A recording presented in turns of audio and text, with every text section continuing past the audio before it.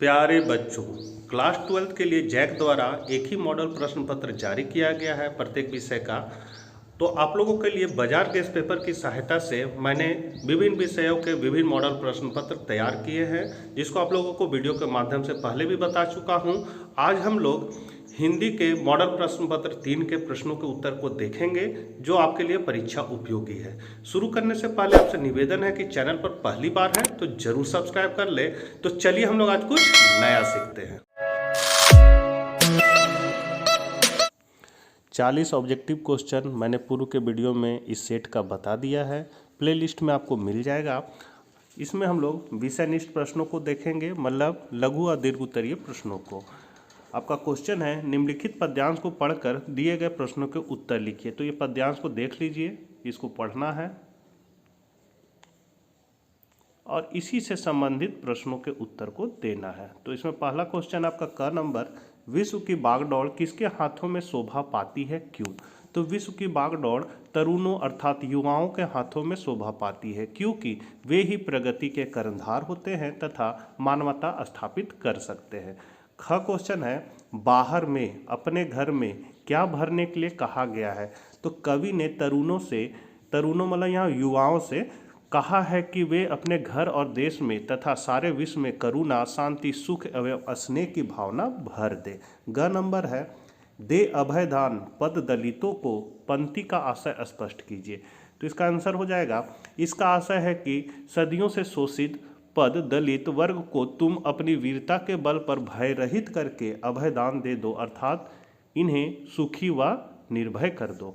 इसी का 8वां में क्वेश्चन है, निम्नलिखित गद्यांश को पढ़कर दिए गए प्रश्नों के उत्तर लिखिए। तो गद्यांश को आप लोग देख लीजिए, सीधे हम लोग इसका क्वेश्चन पे चलते हैं। शिक्षा का उपदेश किसे बताया गया है और क्यों? मतलब इसी से पढ़ना और इसी से मतलब आपको आंसर ढूंढ ढूंढ के यहाँ लिखना है। तो इसका आंसर हो जाएगा, शिक्षा का उपदेश मानव जीवन का सर्वतोमुखी विकास बताया गया है, क्योंकि इससे मानवीय व्यक्तित्व में अनेक शक्तियों का उद्घाटन होकर इसे पूर्णतया प्राप्त होती है। ख नंबर है, मनुष्य में ज्ञान चेतना का उदय किसके द्वारा होता है? तो मनुष्य में ज्ञान चेतना का उदय शिक्षा द्वारा ही होता है। फिर अपठित गद्यांश का उचित शीर्षक लिखिए। तो शीर्षक इसका हो जाएगा शिक्षा का उपदेश, या फिर आप लिख सकते हैं शिक्षा का महत्व, दोनों में इसको एक लिख सकते हैं। अब खंड ख, अभिव्यक्ति और माध्यम एवं रचनात्मक लेखन। तो राष्ट्रीय एकता एवं अथवा आत्मनिर्भर भारत पर निबंध लिखना है। तो हम लोग राष्ट्रीय एकता को देख लेते हैं। राष्ट्रीय एकता राष्ट्र के अस्तित्व एवं विकास का आधार है। राष्ट्रीय एकता के अभाव में राष्ट्र की कल्पना नहीं की जा सकती। राष्ट्रीय एकता ही किसी राष्ट्र का सर्वस्व होती है। आज हमारे देश में अनेक विघटनकारी शक्तियों ने राष्ट्रीय एकता के लिए संकट उत्पन्न कर दिया है। ये विघटनकारी शक्तियां हमारे देश में और समाज की प्रगति में बाधक बन गई और हमारे लिए चुनौतियां बनकर खड़ी है। पृथक राज्यों की मांग के नाम पर विघटनकारी शक्तियां हमारे राष्ट्रीय एकता के लिए खतरा बन गई है। सांप्रदायिकता, क्षेत्रीयता, भाषावादिता, वर्ग संघर्ष आदि जातिवाद की भावनाओं से जनमानस में संकीर्ण मनोवृत्ति का विष घोल दिया है। ये हमारी राष्ट्रीय एकता के लिए खतरे की घंटी है। वोट की राजनीति ने भी राष्ट्रीय एकता को तोड़ने में कम मदद नहीं की है। जाति, भाषा, क्षेत्र, संप्रदाय और राजनीतिक अवधारणाओं के नाम पर राजनेताओं द्वारा दिए गए उत्तेजक भाषण राष्ट्रीय एकता को विखंडित करने का ही कार्य करते हैं। अपने देश की अशिक्षित जनता इन राजनेताओं के उत्तेजक भाषणों पर विश्वास कर लेती है और दिशाहीन आंदोलनों में कूद पड़ते हैं। ये आंदोलन राष्ट्रीय एकता की गांठ को ढीला करते हैं। इस समस्या का सरल समाधान है कि प्रत्येक नागरिक के लिए समान अधिकारों एवं कर्तव्यों का प्रावधान होना चाहिए। श्रम, योग्यता एवं प्रतिभा को ही सम्मानित करने से प्रत्येक नागरिक में आगे बढ़ने की कुंठाहीन आकांक्षा जागृत होगी और राष्ट्र के विकास का मार्ग निष्कंटक होगा। भारत विश्व का सबसे बड़ा लोकतांत्रिक गणराज्य है। इसका भौगोलिक क्षेत्र विशाल एवं विस्तीर्ण है। जलवायु, खान पान, रहन सहन, वेशभूषा, बात व्यवहार की जितनी विविधता भारत में है उतनी अन्यत्र दुर्लभ है। यहाँ अनेक भाषाएं बोली जाती है। उत्तर भारत में आर्य भाषाएं बोली जाती है तो दक्षिण भाषा में द्रविड़ भाषाएं। इन दोनों प्रकार की भाषाओं में इतना अंतर है कि हिंदी भाषी तेलुगु, तमिल, कन्नड़ और मलयालम भाषा को नहीं समझ पाते और दक्षिण भाषा भाषी छत्तीसगढ़ी, अवधी, गढ़वाली, ब्रजभाषा आदि हिंदी की उपभाषाएं नहीं समझ पाते। महाराष्ट्र में मराठी, बंगाल में बंगला, उड़ीसा में उड़िया तथा असम में असमिया भाषा बोली जाती है। यहाँ अनेक बोलियां और उपबोलियां बोली जाती है। विभिन्न बोलियों और उपबोलियों की लोक नाट्य कृतियाँ और लोकगीत अलग अलग है। इन सारी भिन्नताओं के बावजूद भारत में सुदृढ़ एकता है। उत्तर में कश्मीर से दक्षिण में कन्याकुमारी तक, पश्चिम में पंजाब से पूर्व में पूर्वोत्तर राज्यों के अंतिम छोर तक भारत में राजनीतिक और सांस्कृतिक एकता वर्तमान है। उसके बाद अथवा में था आत्मनिर्भर भारत, मतलब दोनों में से एक बनाना था, या तो आप राष्ट्रीय एकता को बनाइए या फिर आत्मनिर्भर भारत को। तो इसको आप लोग देख लीजिए, हम धीरे धीरे बढ़ा दे रहे हैं।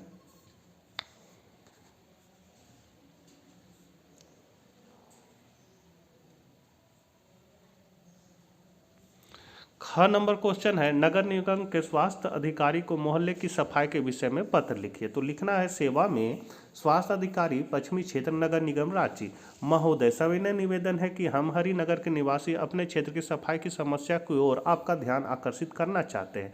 इस मोहल्ले में सफाई का समुचित प्रबंध नहीं है। इसके प्रायः सभी ब्लॉकों में यत्र तत्र कूड़े के ढेर बिखरे दिखाई देते हैं, जिनसे प्रायः दुर्गंध आती रहती है। नालियों में गंदगी भरी रहती है, इस कारण मच्छरों का प्रकोप बढ़ गया है। इस काम के लिए नियुक्त किए गए जमादारों में अधिकांशतः अपना काम ठीक प्रकार से नहीं करते हैं। महोदय, आजकल गर्मी के दिन है, नगर के कई भागों में मलेरिया का प्रकोप फैल रहा है। ऐसी अवस्था में स्थान स्थान पर कूड़े के ढेरों पर पड़ने रहना मच्छरों और मलेरियों को निमंत्रण देना ही है। कृपया आप इस संबंधित अधिकारियों को उचित निर्देश देकर, जिससे वे हमारे क्षेत्र की सफाई की समस्या को सुलझाकर इस क्षेत्र के निवासियों को मलेरिया के प्रकोप से बचा सके। धन्यवाद भर दिए, उनका नाम लिख देना है। हरिनगर सुधा समिति रांची। अगला है, बस्ते का बढ़ता बोझ विषय पर पिक्चर लिखिए। तो बस्ते का बढ़ता बोझ आज जिस भी गली मोहल्ले या चौराहों पर सुबह के समय देखिए, हर जगह छोटे छोटे बच्चों के कंधों पर भारी बस्ते लदे दिखाई देते हैं। कुछ बच्चों से बड़ा उनका बस्ता होता है। यह दृश्य देखकर आज की शिक्षा व्यवस्था की प्रासंगिकता और प्रश्न चिन्ह लग जाता है। क्या शिक्षा नीति के सूत्रधार बच्चों को किताबों के बोझ से लाद देना चाहते हैं? वस्तुतः इस मामले में खोजबीन की जाए तो इसके लिए समाज अधिक जिम्मेदार है। सरकारी स्तर पर छोटी कक्षाएं में बहुत कम पुस्तकें होती है, परंतु निजी स्तर के स्कूलों में बच्चों के सर्वांगीण विकास के नाम पर बच्चों और उसके माता पिता का शोषण किया जाता है। हर स्कूल विषयों की पुस्तकें लगा देते हैं ताकि वे अभिभावकों को यह बता सके कि वे बच्चे को हर विषय में पारंगत करा रहे हैं और भविष्य में वह हर क्षेत्र में कमाल दिखा सकेगा। अभिभावक भी सुपरिणाम की चाह में यह बोझ झेल लेते, परंतु इसके कारण बच्चे का बचपन समाप्त हो जाता है। वे हर समय पुस्तकों के ढेर में दबा रहता है। खेलने का समय उसे नहीं दिया जाता। अधिक बोझ के कारण उसका शारीरिक विकास भी कम होता है। छोटे छोटे बच्चों के नाजुक कंधों पर लदे भारी भारी बस्ते उनकी बेबसी को ही प्रकट करते हैं। इस अनचाहे बोझ का वजन विद्यार्थियों पर दिन प्रतिदिन बढ़ता जा रहा है, जो किसी भी दृष्टि से उचित नहीं है। घ नंबर है, रेडियो और टेलीविज़न की भाषा की विशिष्टताओं पर साधारण प्रकाश डालिए। तो रेडियो और टेलीविज़न की भाषाओं की विशिष्टताएं। रेडियो और टेलीविज़न ने दुनिया को बहुत प्रभावित किया। आज रेडियो देश की 24 भाषाओं और 146 बोलियों में कार्यक्रम प्रस्तुत करता है। अब टेलीविज़न जनसंचार का सबसे लोकप्रिय और सशक्त माध्यम बनकर उभरा है। रेडियो एक ध्वनि माध्यम है, जबकि टेलीविज़न ध्वनि के साथ दृश्य माध्यम है। इनकी भाषा में ये विशिष्टताएँ होनी चाहिए। श्रोताओं, दर्शकों का पूरा ध्यान रखा जाना चाहिए। इस प्रकार की भाषा का प्रयोग होना चाहिए जिसे वे सरलता से समझ सके। कोई बात समझने के लिए उनके पास समय नहीं। जब तक समाचार आगे निकल जाता है, वह शब्द को उसका सहारा नहीं ले सकता है। अगला है, टीवी में शब्दों और ध्वनियों की तुलना में दृश्यों तस्वीरों का अधिक महत्व होता है, लेकिन रेडियो में शब्द ही सभी कुछ होते हैं। फिर है, इन दोनों माध्यमों में बोलचाल की भाषा का प्रयोग करना चाहिए। वाक्य छोटे, सीधे और स्पष्ट हो। भाषा में प्रवाह होना चाहिए। अगला है, रेडियो टीवी में इन शब्दों का कतई प्रयोग नहीं किया जाना चाहिए, जैसे निम्नलिखित, उपरोक्त, क्रमांक, द्वारा इत्यादि का।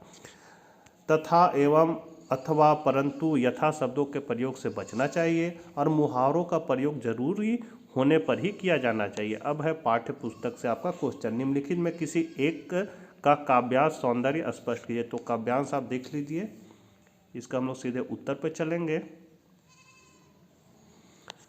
इसका आंसर है, प्रस्तुत काव्यांश कवि सूर्यकांत त्रिपाठी निराला द्वारा लिखित काव्य संग्रह अनामिका के 6ठे भाग बादल राग से लिया गया है। कवि कहता है कि क्रांति की वर्जन गर्जन से पूंजीपति न केवल घबराने लगते हैं, अपितु जीवन को व्यर्थ मानकर धराशाही होने लगते हैं। उन सभी पूंजीपतियों को गगनोत्तर वृक्षों की भांति पृथ्वी पर गिरते हुए देखकर छोटे पौधे रूपी दलित वर्ग के लोग हंसते हैं। वे उनके विनाश से जीवन प्राप्त करते हैं। इसी कारण अत्यधिक हरियाली से प्रसन्न होकर वे अपने पत्ते रूपी हाथों को बार बार हिलाकर तुम्हें धरती की ओर आने के लिए आमंत्रित करते हैं। तेरे द्वारा क्रांतिकारी भयानक ध्वनि करने से दलित वर्ग रूपी छोटे लता वृक्ष तो प्रसन्न ही होते हैं, वे सदा शोभा भी पाते। दूसरे शब्दों में क्रांति से निम्न व दलित वर्ग को अपने अधिकार भी प्राप्त होते हैं। अगला है दिवाली की शाम घर पूते और सजे, चीनी के खिलौने जगमगाते लावे, वो रूपवती मुखड़े पै एक नर्क दमक, बच्चे के घरौंदों में जलाती है दिए।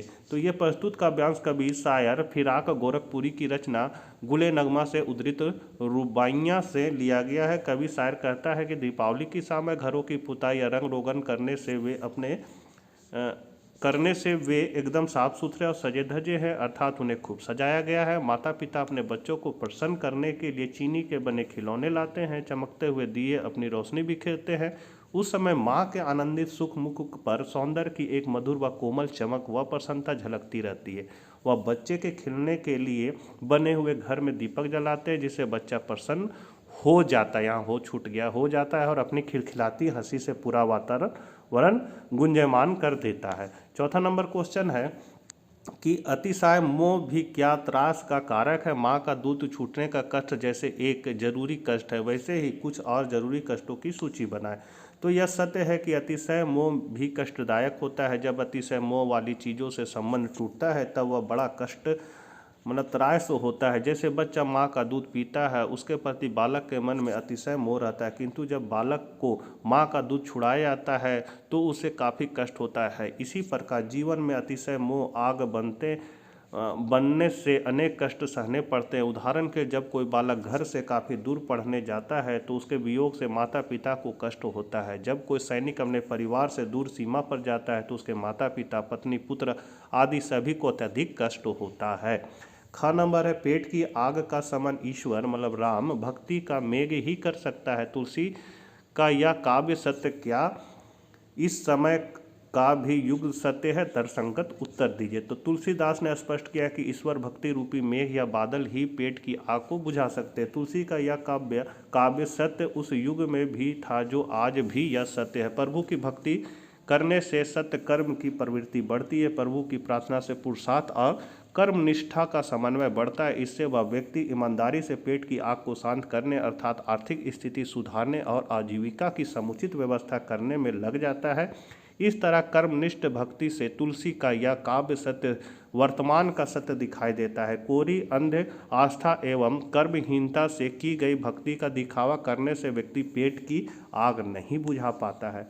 ग नंबर क्वेश्चन है रस का अक्षय पात्र से कवि ने रचना कर्म की किन विशेषताओं की ओर इंगित किया है? तो कवि ने रचना कर्म कविता अथवा काव्यास को रस का अक्षय पात्र बताया है।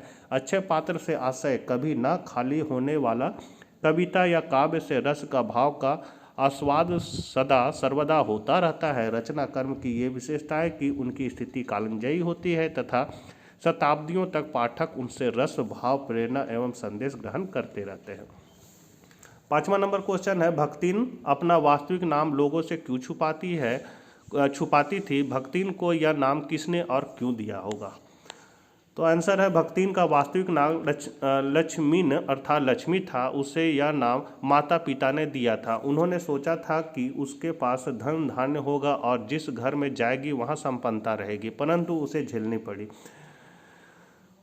अपने नाम के अनुसार गुण या दशा न होने से लोगों ने अपना वास्तविक नाम छीनी थी। लेखिका ने छीनी थी, वास्तविक नाम को छिपाया था। लेखिका ने नौकरी मांगते समय उनसे अनुरोध किया था कि उसे उसके वास्तविक नाम से नहीं पुकारा जावे।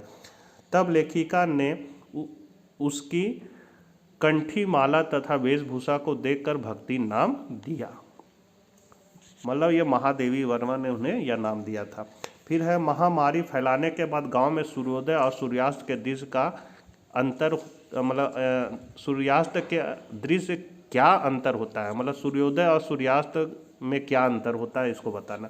तो सूर्योदय होने पर लोगों के चेहरों पर हाहाकार तथा हृदय विदारक क्रंदन के बावजूद कुछ चमक रहती है। दिन में लोग खांकते कूकते कहराते अपने अपने घरों से बाहर निकलते हैं और अपने पड़ोसियों और आत्मजनियों के पास जाकर उनसे ढाढ़स देते हैं। सूर्यास्त होने पर लोग अपनी अपनी झोपड़ियों में घुस जाते हैं। तो यूं भी नहीं करते, मानो उनकी बोलने की शक्ति भी चली जाती है। माताएं पास में दम तोड़ते हुए पुत्र को अंतिम बार बेटा भी नहीं कह पाती थी। रात्रि में पूरे गांव में सन्नाटा एवं भय का वातावरण रहता था। अगला है जाति प्रथा को श्रम विभाजन का ही एक रूप न मानने के पीछे अंबेडकर का क्या तर्क है।